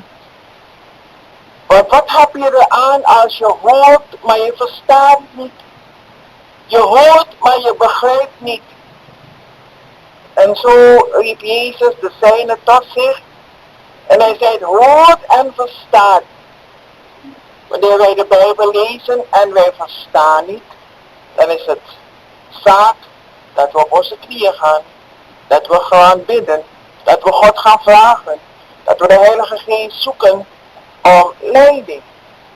Om geestelijk inzicht. Daarom zegt Jezus dat wij ogen zelf nodig hebben. Om te verstaan. Want de letter dood, maar het is de geest die levend maakt. Elke christen kan alleen het woord verstaan als hij of zij geestelijk verlicht is.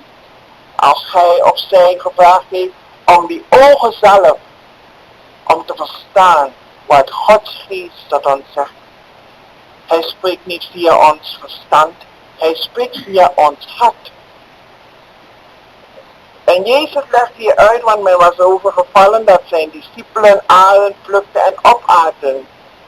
En ze waren overgevallen dat de discipelen hun handen niet wasten voordat ze gingen eten. Dat waren allemaal voorschriften uit het Oude Testament. Maar wanneer we ons bezighouden met futiliteiten, dingen die zo onbenullig zijn, helemaal niet belangrijk in tegenstelling met wat wel belangrijk is, dan zijn we op een verkeerde weg. En zo was het met de Sadduceërs. Ze keken op allerlei uiterlijkheden, allerlei kleinigheden. En ze maakten zich druk daarover, maar het belangrijkste, daar gingen ze aan voorbij. In ieder geval, Jezus zegt niet wat de mond uitgaat, maakt de mens onrein, maar wat de mond uitkomt. Niet wat de mond ingaat, maakt een mens onrein, maar wat de mond uitgaat. Met andere woorden, de dingen die je zegt, de dingen die je spreekt, de dingen zoals je ze beoordeelt, dat maakt een mens onrein. Maar zijn discipelen begrepen er ook niks van. En ze kwamen hem eerst iets vertellen. Soms hebben de mensen een aanloop. Ze willen je wat zeggen, maar ze durven niet. Dan gaan ze eerst zeggen, weet je wat men zegt? Ondertussen zei zij die men. Weet je wat men zegt? Men zegt dit en men zegt dat. Maar de waarheid is dat ze er zelf mee zitten en zelf, dat het zelf een probleem voor hen is. Wat weet gij dat de Farizeeërs toen ze dit woord hoorden aanstoot aannamen? Hij zei, elke plant wat mijn vader niet geplant heeft, zal uitgerukt worden. Vrienden, dat is iets waar we een aparte preek aan zullen wijden. Elke plant die mijn hemelse vader niet geplant heeft, zal uitgeroeid worden. En dan zegt hij, laat hem gaan, blinden zijn zij, ze zullen beiden in een put vallen. Blinden leiden blinden. U kunt zich toch dat voorstellen, een blinde houdt een blinde vast en gaat lopen. Het is geen wonder dat beide blinden in een put vallen. Er zijn mensen die geestelijk blind zijn. Ze leiden anderen en brengen hen ten val. Blindenlieden zijn zij. Want Satan verblindt mensen. Want daar al deze valse godsdiensten. Zoveel mensen houden zich bezig. Geven tijd aan allerlei meditaties, allerlei oefeningen, allerlei dingen die er wordt voorgeschreven. En ze zijn ernstig en serieus, maar ik zeg het, ze zijn blind. De God deze eeuw heeft hen met blindheid geslagen. Want alleen Jezus geeft licht. Er is geen Jezus en een Jezus plus. Dat willen we ervan maken met één voet in de kerk en in de andere voet met heidense praktijken bezig zijn. Maar het is Jezus alleen. Deze mensen zijn blinde lieden. De Satan heeft ze met blindheid geslagen. En ook al hoe godsdienstig je ook bent, je kunt met blindheid geslagen zijn. Deze fariseeën en schriftgeleerden waren geestelijke leiders, maar ze waren volkomen blind. En ze konden alleen maar de mensen leiden met hun blindheid en de val was groot. Maar Petrus zei het tot hen, Petrus durfde altijd meer dan de anderen. Verklaar onze gelijkenis. En Jezus is zeer verbaasd. Ook vandaag is hij verbaasd dat mensen die hun belijdenis hebben afgelegd, mensen die gedoopt zijn door onderdompeling, mensen die zeggen ik ben een christen, zich bezighouden met allerlei heidense praktijken. Er is geen woord van in de Bijbel. God verbiedt deze dingen en toch houden ze zich bezig met deze dingen. Jezus zegt dat zijn volgelingen, zijt ook gij nog onbevattelijk, met andere woorden snappen jullie er ook nog niks van. Begrijpen jullie dat helemaal niet? En dan zegt hij, begrijpt gij niet dat al wat de mond binnengaat, in de buik komt en tot zijn plaats verdwijnt. Dat is heel begrijpelijk. Iedereen verstaat dat. Wat u misschien velen niet verstaan is, maar wat de mond uitgaat, komt uit het hart. Alles wat je zegt, alles wat je doet, alles wat je beredeneert, al je filosofieën, ze komen uit je hart. En deze dingen die uit ons hart komen, maakt de mens onrein. Iedereen. Als je nou uit een godsdienstig gezin bent, of je bent uit een heidens gezin, wat de mond uitgaat, maakt onrein, tenzij u een nieuw hart hebt ontvangen. Tenzij u een ontmoeting hebt gehad met Jezus Christus. Tenzij gij naar Golgotha geweest bent en hebt geblikt naar het ruwhouten kruis en daar een beslissing hebt genomen dat u Jezus, uw redder, aanneemt als uw persoonlijke heiland en verlosser. En nadat u naar Golgotha geweest bent, zit u te wachten, hebt u geloof om te ontvangen de kracht van de Heilige Geest, om van hem te getuigen. Daarom heeft hij ons in deze wereld gelaten, opdat wij van hem zouden getuigen. Hij zegt, wat de mond uitgaat, komt uit het hart. Vandaar dat een mens een nieuw hart moet hebben. De Zeeheer zegt ons, dat oude stenen hart zal hij wegnemen. Een nieuw verbond zal hij met ons sluiten. Hij zal ons een vleeselijk hart geven. Ja, en die geest zal vernieuwd worden door de vervulling met de Heilige Geest. En onze geest zal door Gods geest geleid worden in het volle licht, in de volle waarheid. Hij zegt, want uit het hart komen boze overleggingen, boze plannen. Spreuken zegt, op het bed worden ze gesmeed, boze overleggingen. Morgenochtend als ik opsta ga ik dit doen. Morgenavond ga ik daar inbreken. Ik ga die vermoorden. Ik ga echtscheiding aanvragen en ik zoek een advocaat morgen. Ik ga boerderij plegen. Ik ga, weet je wat, ik ga een leugen vertellen zodat het helemaal de schijn van me wordt afgeworpen. Jezus zegt, uit het hart komen boze overleggingen, moord, echtbreuk, hoererij, diefstal, leugenachtige getuigenissen, godslasteringen. Dat zijn de dingen die een mens onrein maken. Maar het eten met ongewassen handen maakt een mens niet onrein. Kunt u dat begrijpen? Die geestelijke onreinheid, dat hart, waar al deze vuiligheid vandaan komt, moet vernieuwd worden. En ik heb goed nieuws voor u. Jezus vernieuwt harten. Daarom bidden wij altijd ook voor de overheid. We bidden voor de hooggeplaatsten. Dat ze de waarachtige God zullen kennen. Dat we Jezus zullen kennen. Want we zijn moe van mannen met buitenvrouwen. We zijn moe van corruptie. We zijn moe van een slecht voorbeeld ontvangen van zij die in hoogheid gezeten zijn. We zijn er moe van. We willen mannen, integere mannen. Mannen die een voorbeeld zijn. Mannen die dat leven leven zoals God het wil. Dat is wat we willen. En daarom houden we niet op om te bidden. Dat ze tot erkentenis der waarheid komen. Dat hun hart opnieuw geboren zal zijn. Ja, niet alleen van hen, maar van het hele volk. En dat is opwekking. Wanneer het Surinaamse volk God gaat vrezen. Wanneer het Surinaamse volk met Gods woord rekening houdt. Wanneer Gods volk gaat gehoorzamen de dingen die God zegt. Wanneer ze zich uitstrekken naar een nieuw hart en een nieuwe geest. Het nieuwe verbond welke gekomen is door Jezus Christus. Dan zal Suriname volgens mij paradijs worden. Het meest gezegende land. Het meest gezegende plekje. Als we maar horen en verstaan. Daartoe spreek ik tot u.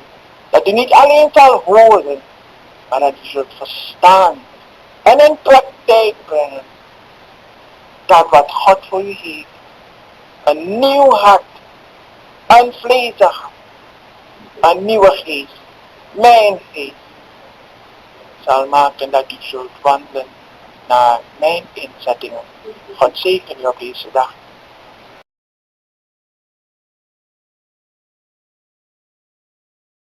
Dat ons heb goede moed. Ik heb de wereld overwonnen. En hij zegt aan ons, wij zijn meer dan overwinnaars door het geloof in hem. Vandaag wil ik spreken over de wederkomst van Jezus Christus. De Bijbel spreekt er heel veel over. In Matthäus 24, in Marcus 13, in Lucas 21 wordt gesproken over de wederkomst van Jezus. Het zijn lange hoofdstukken, ik ga daar maar enkele van opsommen, maar u kunt het zelf thuis gaan lezen. Vandaag is het toch zondag en u hebt heel veel tijd. In Lucas 21, vers 25 staat: en er zullen tekenen zijn aan zon en maan en sterren. En op de aarde radeloze angst onder de volken vanwege het bulderen van zee en branding. Terwijl de mensen bezwijmen van vrees en angst voor de dingen die over de wereld komen, want de machten der hemelen zullen wankelen. En dan zullen ze de Zoon des Mensen zien komen op een wolk, met grote macht en heerlijkheid. Wanneer deze dingen beginnen te geschieden, richt u op en hef uw hoofden omhoog, want uw verlossing genaakt. En dan zegt hij in vers 34, zie toe op uzelf, dat uw hart nimmer bezwaard wordt door roes en dronkenschap en zorgen voor levensonderhoud, en die dag niet plotseling over u komen als een strik. Want hij zal komen over allen die gezeten zijn op het oppervlak der ganse aarde. Waakt te alle tijden, biddende dat hij in staat moogt wezen te ontkomen aan alles wat geschieden zal, en gesteld te worden voor het aangezicht van de Zoon des Mensen. Tot zover. En dan in Petrus lezen we ook enkele versen. Dit vooral moet gij weten, dat in de laatste dagen spotters met spotterij zullen komen, die naar hun eigen begeerten wandelen. En zeggen, waar blijft de belofte van zijn komst? Want sedert de vaderen ontslapen zijn, blijft alles zo, als het van het begin der schepping af geweest is. Want willens en wetens ontgaat hun dat door het woord van God de hemelen en sedert lang geweest zijn en de aarde, die uit en door het water bestaat, waardoor de toenmalige wereld is vergaan, verzwolgen door het water. Maar de tegenwoordige hemelen en de aarde zullen door hetzelfde woord als een schat weggelegd, ten vuur bewaard tegen de dag van het oordeel en van de ondergang der goddeloze mensen. Vrienden, tot zover ook uit de tweede brief van Petrus, hoofdstuk 3, heb ik enkele versen voor u gelezen. Deze 20 minuten zijn veel te weinig om er diep op in te gaan en alle teksten voor u te lezen. Maar de Bijbel zegt er heel veel van. Het begint bij Jezus die zijn discipelen bij elkaar riep en men vroeg hem, wat is het teken van uw wederkomst? En hij heeft ze dan geantwoord in Matthäus 24, Marcus 13 en wat ik met u las, Lucas 21. Paulus schrijft heel veel over de wederkomst.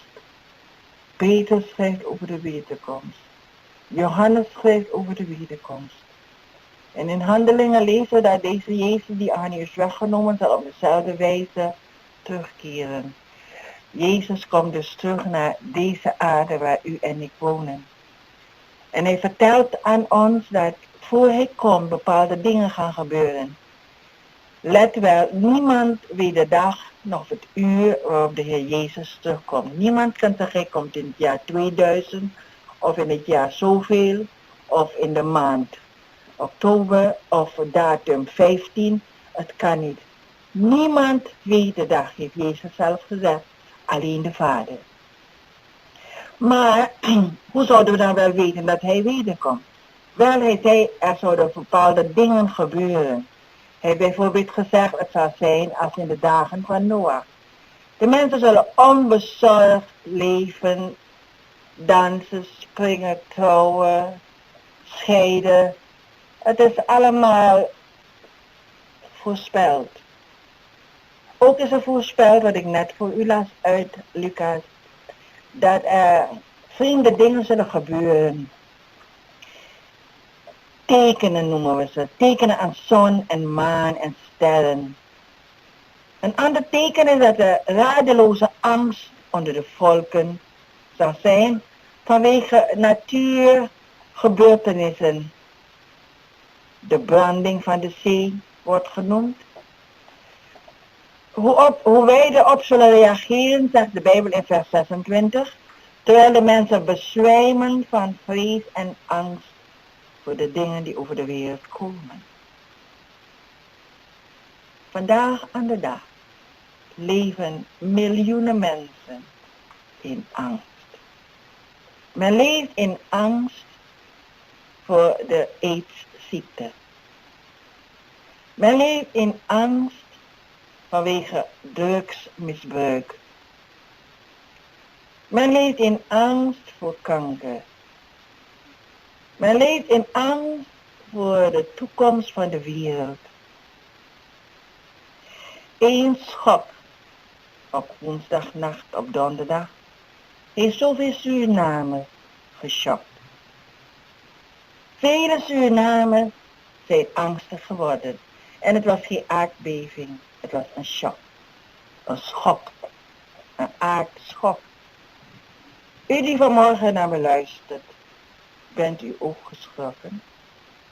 Maar ik wil u wel zeggen, als het een aardbeving was, had u niet veel tijd gehad om angstig te zijn.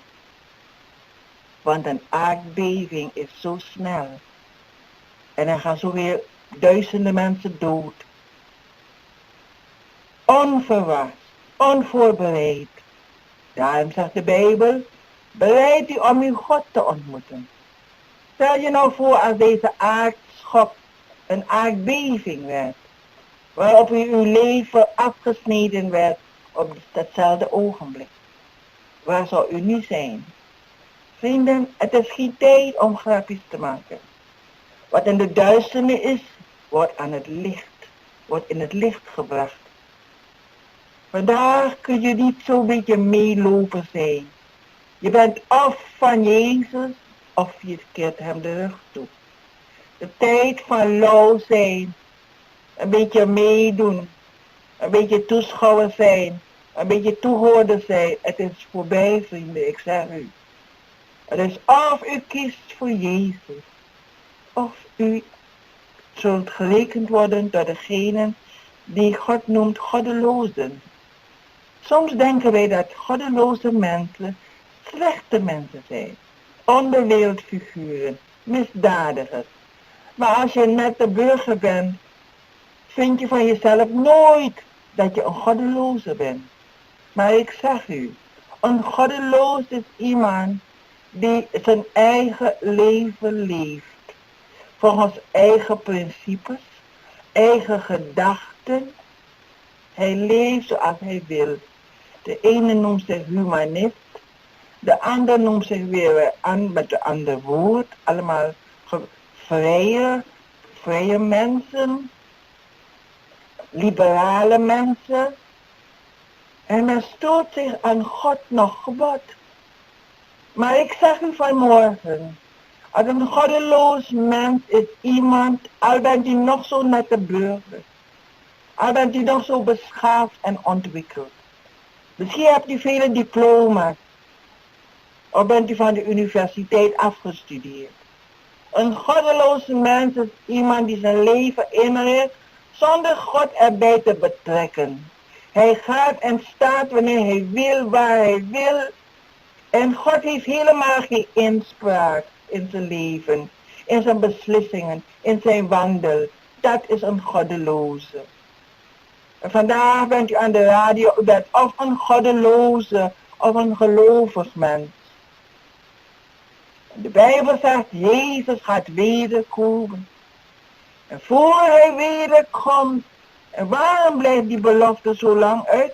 Omdat, ik kon het niet allemaal lezen, maar het staat in de Bijbel geschreven, omdat hij niet wil dat sommigen verloren gaan. Daarom is God langmoedig. Doch dit ene mag u niet ontgaan, geliefden, dat 1 dag bij de Heer is als 1000 jaar en 1000 jaar als 1 dag. De Heer talmt niet met de belofte, als zij er niet aan talmen denken, maar hij is langmoedig jegens u, daar hij niet wil dat sommigen verloren gaan. Doch, wat wil hij wel? Dat allen tot bekering komen. Vrienden, God wil dat u vanmorgen, misschien een goddeloze, iemand die zonder God leeft, God wil dat u tot behoud komt, dat u behouden wordt, dat u tot bekering komt, dat u zich toekeert naar God, dat u uw zonden aan hem belijdt, dat u vergeving vraagt voor alles wat verkeerd was in uw leven en dat u weggaat met blijdschap.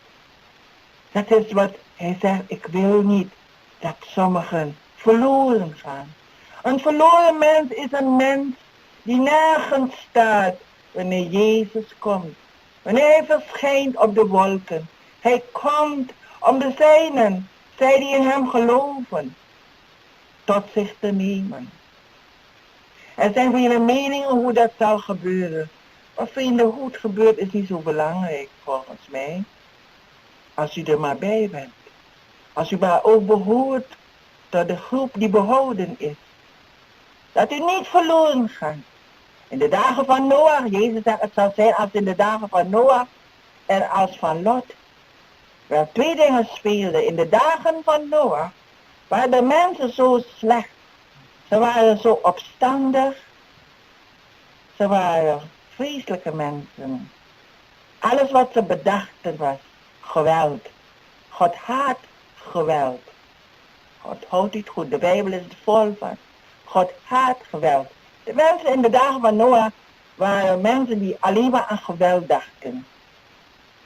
En ze geloofden ook niet, wel ongelovige mensen. Als Noach 120 jaar daar bezig is zijn ark te bouwen, heeft hij veel gelach en bespotting meegemaakt. Niemand geloofde het totdat de familie van Noach in de ark trok en de deur werd gesloten en het begon te regenen zoals hij het gezegd had.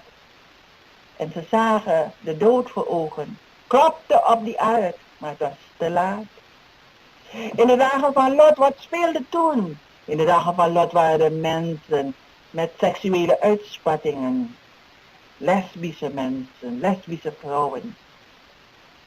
Homofielen. Men spotte. Men misdroeg zich. Dat was Lot. Met zijn dochters en vrouw uit de stad trekt. Weet u wat er gebeurde? Het regende zwavel. Te laat. Vrienden, vandaag is het zo. Jezus Christus roept de mens op zich te bekeren, tot hem te keren en het eeuwig leven te ontvangen. Het is allemaal gratis, u hoeft er niets voor te doen. We hoeven geen goede werken te presteren. Hij neemt ons aan omdat hij ons lief heeft. Als u weigert, als u eigen weg opgaat, dan wil ik u zeggen, Jezus komt spoedig. En dan is het te laat. Als we hem aannemen, moeten we het nu doen. Maar God wil niet dat u verloren gaat. Hij wil dat u behouden wordt. God geven dat u zich toekeert, omkeert en uw schepper vindt. Bereid u om uw God te ontmoeten. Amen.